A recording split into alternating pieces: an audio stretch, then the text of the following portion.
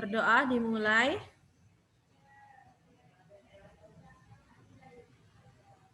Berdoa selesai. Oke, Bu Guru panggil dulu satu-satu namanya ya. Walaupun ada, terima kasih Bu Guru. Iya, sama-sama.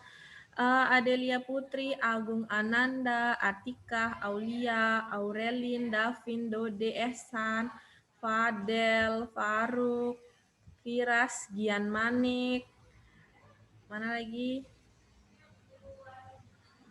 Kadek Dita, Kadek Rada, Krisna, Latifa, Muhammad Zaki, Meka ini siapa ya Meka?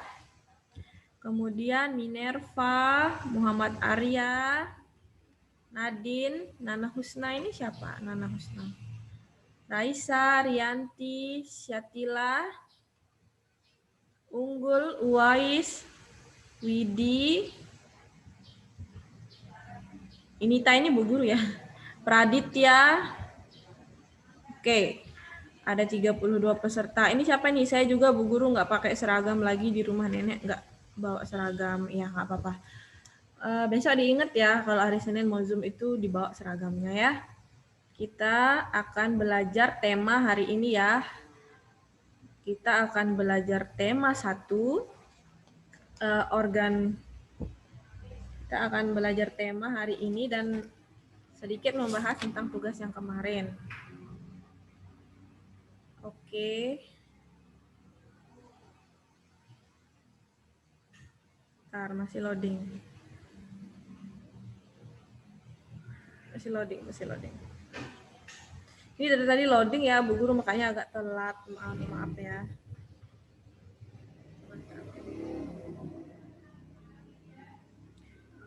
Ya, kita akan bahas ya.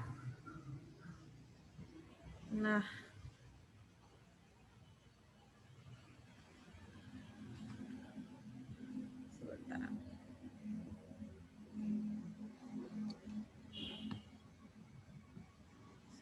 sebentar.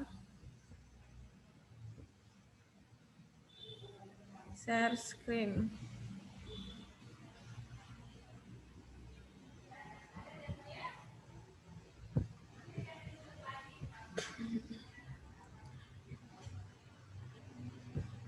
Oke.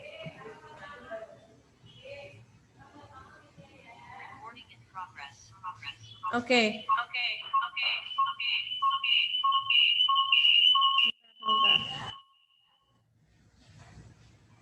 Ya.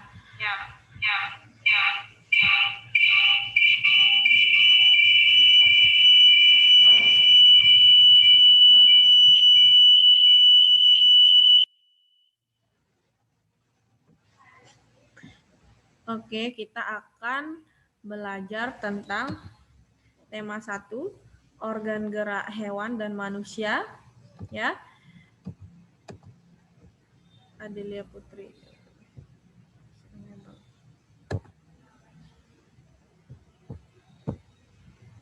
Subtema 2, manusia dan lingkungan, kelas 5 ya.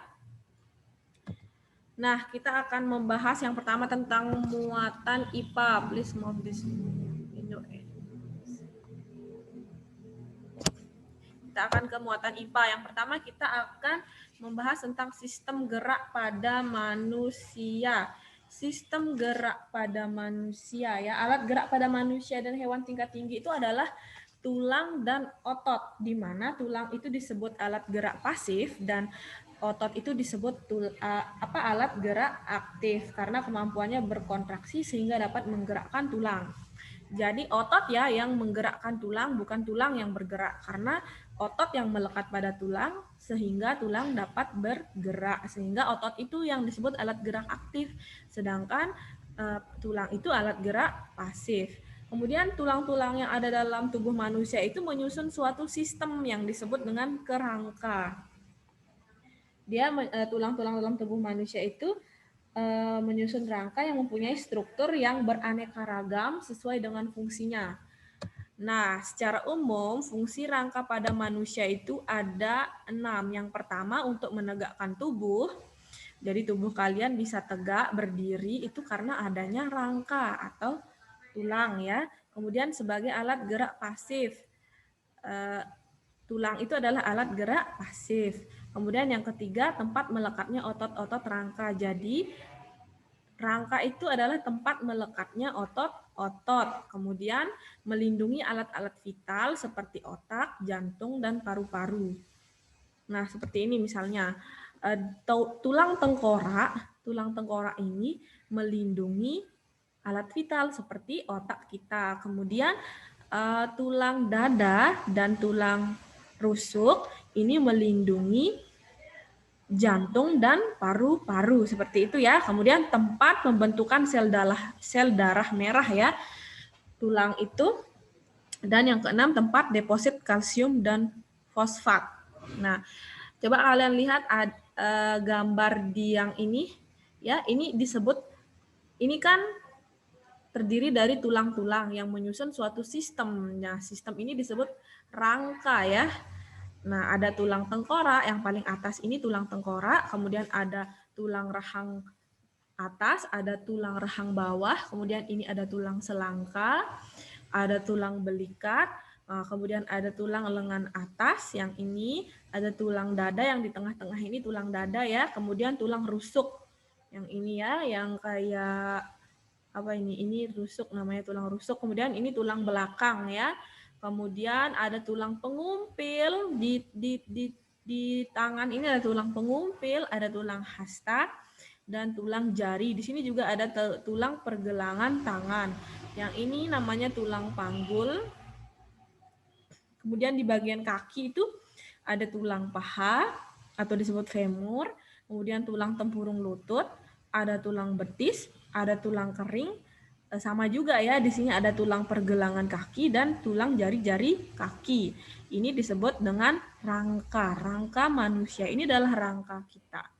Rangka, jadi rangka ini adalah tempat melekatnya otot untuk menegakkan tubuh, untuk alat gerak pasif, melindungi alat-alat vital seperti otak, jantung, dan paru-paru. Kemudian tempat pembentukan sel darah merah juga, dan tempat deposit kalsium dan fosfat. Ya. Kemudian tulang anggota gerak pada manusia itu tersusun atas tulang anggota gerak bagian atas ya, anggota bagian gerak atas yaitu tangan, dan anggota gerak bagian bawah yaitu kaki. Contohnya seperti ini. Yang A ini adalah anggota gerak bagian atas. Coba kalian perhatikan ya. Ini namanya tulang lengan atas. Coba kalian pegang tangan kalian, salah satu tangan kalian ya. Jadi kita langsung praktek. Kalian pegang tulang lengan itu namanya tulang lengan atas. Kemudian yang bawah itu ada tulang hasta dan tulang pengumpil. Nah, bagaimana cara membedakan antara tulang hasta dan tulang pengumpil? Coba kalian bawa ke depan tangan kalian. Nah, tulang ini kan mana nih? Tulang yang sejajar dengan tulang ibu jari, ini tulang ibu jari ya. Tulang ibu jari ini namanya tulang pengumpil. Ya, kalau tulang yang sejajar dengan tulang kelingking, jari-jari kelingking kalian itu namanya tulang hasta. Begitu caranya membedakan ya. Kalau misalnya tulang yang sejajar dengan ibu jari namanya tulang pengumpil. Kalau tulang yang sejajar dengan tulang jari kelingking namanya tulang hasta ya. Nah, kemudian yang B itu ada tulang anggota gerak bagian bawah yaitu kaki. Kaki itu coba kalian sentuh kaki kalian, yang bagian atas itu adalah namanya tulang paha. Kemudian tulang tempurung lutut. Kemudian di bawah kaki kalian ada tulang betis dan tulang kering. Yang mana tulang betis? Tulang betis itu yang ada di yang belakang ya, yang agak kecil. Kemudian yang tulang kering yang ada di depan. Di depan yang sejajar dengan tulang tempurung lutut itu tulang kering. Kalau tulang betis ada di belakang yang lebih kecil dari tulang kering ya.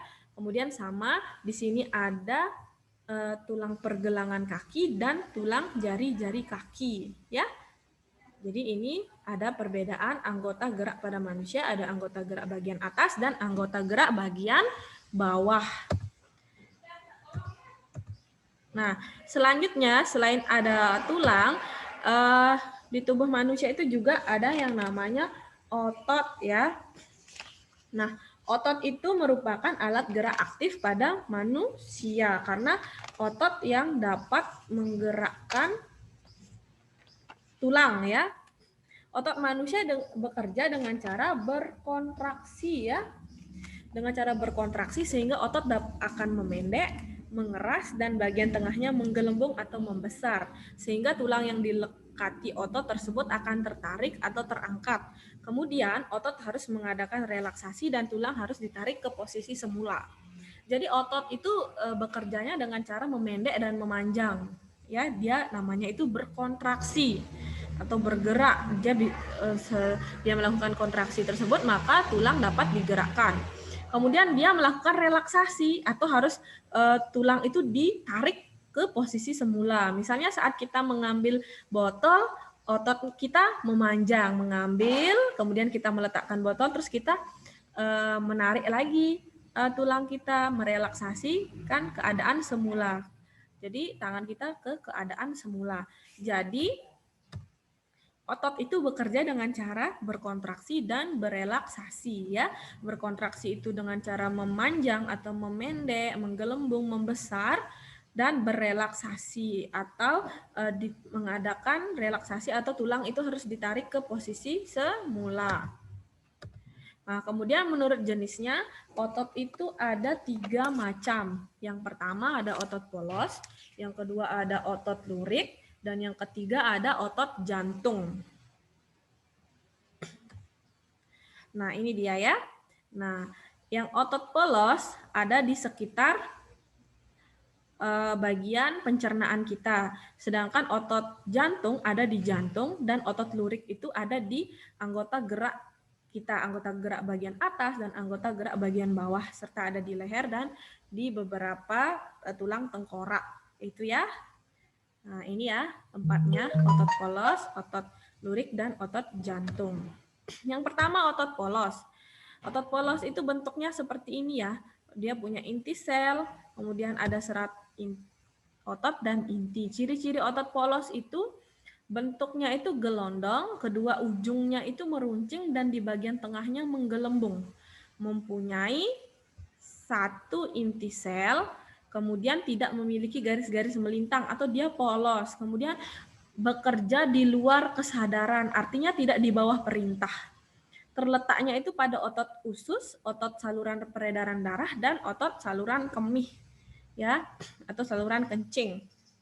Nah, jadi gini, misalnya otot polos ini bekerja di luar kesadaran. Kita tidak memerintahkan, kita tidak sadar, dia bekerja dengan sendirinya.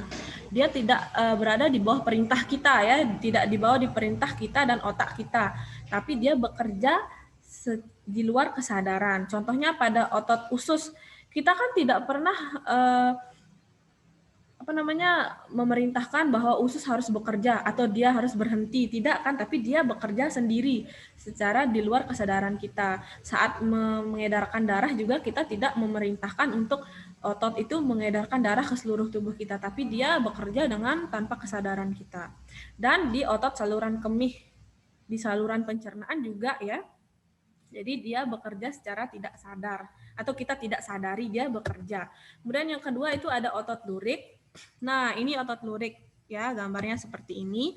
Ciri-ciri otot lurik itu adalah yang pertama bentuknya silindris atau seperti tabung dan memanjang. Tampak ada garis-garis melintang yang tersusun seperti daerah gelap dan terang berselang-seling atau lurik ya. Kemudian mempunyai banyak inti sel di dalam satu ininya itu banyak inti sel dan bekerja di bawah kesadaran, artinya menurut perintah otak. Misalnya otot lurik ini kan terdapat pada otot paha, otot betis, otot dada, dan otot lengan. Misalnya kita mau mengambil botol, pasti otak kita bekerja ingin mengambil botol. Kalau kita tidak mau ya otot tangan kita tidak mau mengambil botol itu. Jadi seperti itu. Misalnya kita teman-teman kita berlari, tapi kita tidak mau berlari, kita diam saja berjalan. Nah, jadi otot lurik ini bekerja di bawah kesadaran kita. Dia menuruti perintah otak. Misalnya kalau kita mau diam ya diam, kalau kita mau tidur ya tidur ya, tangan dan kaki kita diam ya diam. Kalau misalnya kita ingin berjalan keluar misalnya. Jadi dia bekerja sesuai kesadaran, menuruti perintah otak. Ya, itu bedanya otot polos dan otot lurik. Kalau otot polos itu bekerja tanpa kita sadari, ada di dalam pencernaan, sistem peredaran darah, dan di saluran kemih. Kalau misalnya otot lurik itu dia bekerja di bawah kesadaran kita, artinya menurut perintah otak. Ya, dia ada di otot paha, otot betis, otot dada, dan otot lengan. Kemudian yang terakhir yaitu adalah otot jantung. Seperti namanya, otot jantung itu bekerja di bagian jantung kita. Ciri-ciri otot jantung yaitu berbentuk silindris seperti tabung seperti otot lurik ya, tapi memiliki percabangan. Kemudian otot jantung itu terletak di jantung, memiliki satu inti sel yang berada di tengah, kemudian dia bekerja tanpa kesadaran manusia secara terus-menerus dan tidak membutuhkan istirahat ya. Itu bedanya otot jantung dan otot polos sama ya, dia bekerja tanpa kesadaran manusia. Tapi kalau otot jantung itu dia bekerja secara terus-menerus dan tidak membutuhkan istirahat. Ya, karena kita kan hidup, kalau misalnya jantung kita berdetak, berarti kita hidup. Berarti kalau jantung kita tidak berdetak atau tidak bergerak, berarti kita mati. Ya. Jadi dia bekerja secara terus-menerus dan tidak membutuhkan istirahat. Dia tetap berdetak selama kita masih hidup, ya. Kemudian fungsi otot pada manusia setelah kita melihat adanya otot polos, otot lurik, dan otot jantung tadi, jadi fungsi otot pada manusia itu yang pertama adalah untuk bergerak, yaitu untuk bergerak aktif ya, menjalankan dan melaksanakan kerja. Contohnya otot lurik itu berjalan, mengangkat, memegang, berlari, mengambil, itu kerja dari otot lurik. Kemudian menggerakkan jantung itu juga fungsi pada otot manusia. Itu ada di otot jantung. Kemudian mengalirkan darah yang terdiri atas zat-zat yaitu nutrisi, oksigen, dan lain-lain. Itu contoh fungsi dari otot polos. Ya, dia mengalirkan darah ke seluruh tubuh, mengalirkan nutrisi, oksigen, dan lain-lain. Kemudian dia mendukung tubuh. Ya, jadi otot itu juga mendukung tubuh manusia untuk mempertahankan postur. Misalnya ketika kita duduk dan berdiri ya, otot-otot rangka ini akan melakukan penyesuaian gerakan dengan memperkuat sendi dengan menopang tulang sehingga berada pada posisi yang tepat. Kemudian otot memberikan kekuatan pada tubuh untuk melakukan berbagai aktivitas fisik. Kemudian fungsi yang kelima itu menjaga postur tubuh. Artinya otot-otot itu membantu manusia mempertahankan sikap tegaknya. Dia mempertahankan sikap tegak. Kemudian membantu menjaga keseimbangan tubuh juga. Dan yang keenam yaitu berperan dalam menjaga suhu tubuh. Jadi sistem otot dapat merespon. Misalnya jika tubuh kita mengalami penurunan dan peningkatan suhu tubuh. Contohnya ketika saat terjadi penurunan suhu tubuh, maka kita akan menggigil. Nah, menggigil ini adalah respon tidak sengaja di mana otot berkontraksi secara tepat untuk menghasilkan panas. Jadi kita menggigil itu untuk menghasilkan panas. Jadi otot itu langsung berkontraksi, kita menggigil untuk menghasilkan panas di dalam tubuh. Begitu juga untuk menuntut peningkatan darah dan mengandung oksigen untuk meningkatkan suhu tubuh, ya. Kemudian, nah ini adalah sebelum kita berolahraga, ingat ya, sebaiknya kita melakukan pemanasan untuk menghindari otot cedera. Ya, otot itu juga bisa cedera ya, bukan hanya tulang saja. Untuk cedera tulang nanti kita akan bahas di subtema 3. Siapa ini? Di subtema 3 nanti kita bahas ya. Ada 2 yang mau masuk nih. Dah. Jadi contoh cedera otot yang pertama itu adalah saraf kejepit. Saraf kejepit itu gejala awalnya adalah kesemutan, ya, kesemutan. Kemudian bisa jadi gejala kesemutan itu muncul akibat saraf kejepit. Di dalam tulang punggung berjajar sumsum tulang yang bisa menekan saraf di sekitarnya. Kemudian di setiap tulang punggung itu terdapat lubang tempat keluar akar saraf yang berasal dari sumsum tulang. Jika lubang tersebut mengalami penyempitan dan saraf tertekan, maka terjadilah saraf kejepit. Ya. Kemudian yang kedua ada otot tertarik atau kram ya. Siapa yang pernah mengalami kram di sini? Jadi akibat otot tertarik pada arah yang salah, misalnya kontraksi otot yang berlebih atau otot belum siap saat melakukan berkontraksi. Itu adalah contoh cedera otot. Kemudian, bentar ya. Nggak bisa next ini. Bentar. Nah, kemudian bagaimana cara untuk menjaga dan merawat otot pada manusia? Yang pertama itu menghindari gerakan yang membebani kerja otot secara berlebihan. Jadinya kita tidak boleh terlalu mengangkat beban yang terlalu berat ya, terlalu berat. Jadi, kemudian yang kedua melakukan peregangan. Melakukan peregangan yaitu setelah kita melakukan olahraga kita melakukan peregangan atau pendinginan. Kemudian melakukan latihan rutin berolahraga secara rutin. Kemudian yang keempat, memenuhi kebutuhan cairan tubuh. Jadi kita konsumsi minimal itu 6 gelas air sehari untuk menjaga kesehatan tubuh kita. Maksudnya ya, jangan kalian tidak minum air selama 1 hari. Harus minum air minimal 6 gelas per hari atau 8 gelas. Kemudian cairan itu dapat membantu otot melemas setelah berkontraksi serta dapat melembabkan sel-sel otot sehingga tidak mudah mengalami ketegangan. Kemudian yang kelima, kita harus mengkonsumsi makanan yang bergizi dan bermanfaat bagi otot. Misalnya itu putih telur, banyak mengandung protein ya, susu, ikan tuna, sayur hijau, bisa brokoli, dada ayam, daging sapi, minyak ikan, keju, kacang almond, kacang Arab, dan bayam. Itu adalah contoh-contoh makanan yang baik untuk otot. Kemudian yang keenam, kita meringankan nyeri otot. Bagaimana caranya meringankan nyeri otot? Dengan cara kita bisa saat misalnya kram, kita bisa menggunakan krim khusus untuk menimbulkan rasa hangat sehingga otot yang kram itu menjadi lebih rileks ya. Kemudian selanjutnya kita akan bahas tentang muatan IPS ya. Nah, ini adalah peta kepadatan penduduk di Indonesia. Peta kepadatan penduduk di Indonesia bisa kalian lihat di pojok kanan atas itu ada keterangan ya. Yang U10 itu berarti, nah ini, bangsa Indonesia itu memiliki keragaman budaya. Jadi